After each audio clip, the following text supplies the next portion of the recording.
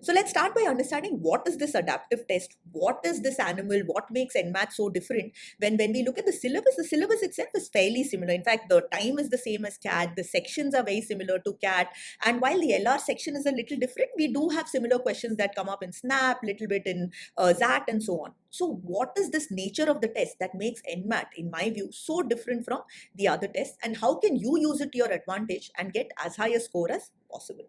So an adaptive test, as the name suggests, it adapts to your performance. So take CAT, right? All of us who took CAT, now if you've taken CAT 2024, and so have I, we all got the same number of questions, same marking scheme and so on. And if you and I were in the same slot, so I was in slot 3. So if you were also in slot 3, then we had the same questions. The order was different for each person. The options are jumbled up. So, for me, one might be the right answer. For you, it might be 2. But the questions are the same, right? You're getting some questions right, you're getting some questions wrong, you can leave some questions, you can do it however you want, right? You can start from the 24th question and so on. You can't move between sections, but within that section, you can move around as you want. NMAT is not like that. Here, what's going to happen is, if you are getting questions right, you start getting harder questions. And if you are getting some questions wrong, then you start getting easier questions. So the test adapts in the sense that the difficulty level of the questions that you get will be based on your performance. So get 4 or 5 questions right, and you will start seeing questions which seem harder to solve. Get a few questions wrong, and you'll actually get easier questions so that you can definitely solve it and get back up. Now you might be thinking, why is this the case? If I'm getting questions right, I'm being penalized and I'm getting harder questions. Now, the other difference in an adaptive test is that the marking scheme is different. The harder questions will have more marks. Now, while the authorities don't come out and state it, typically these questions will be in the 3, 4 and 5 mark zone. So easy questions will be 3 marks, medium 4, and hard questions 5.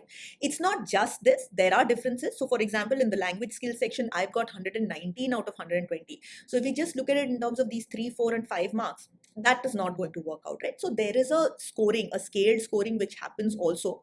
But suffice it to say that depending on how you are performing in that section, you start seeing easier or harder questions, and the harder questions are always better because you're going to get a higher score for that. So what does it mean specifically for you when it comes to taking NMAT, and how can you maximize your score? Now, one crucial thing to remember is that in this exam, you can't skip questions, right? So I gave the example of CAT. Now, you can't move between sections in CAT like you can do in a ZAT exam.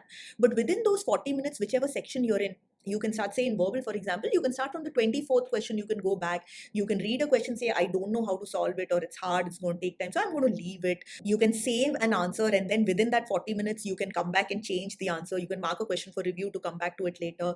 You can do none of these in NMAT. You solve a question only after you have saved the answer to that question will you get to the next question, right? It doesn't matter whether you know it, you don't know it, you have to mark something.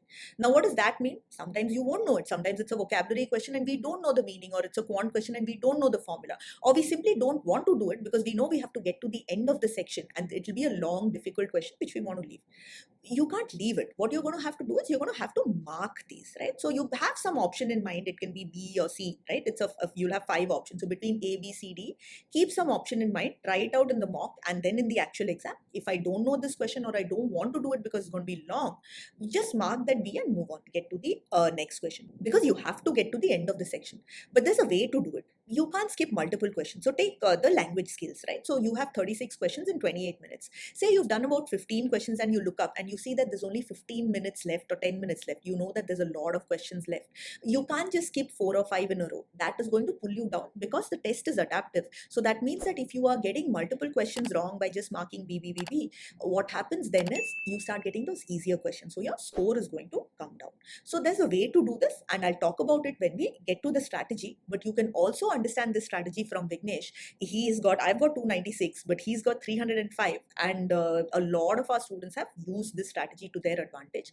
So definitely check out his video after watching this one.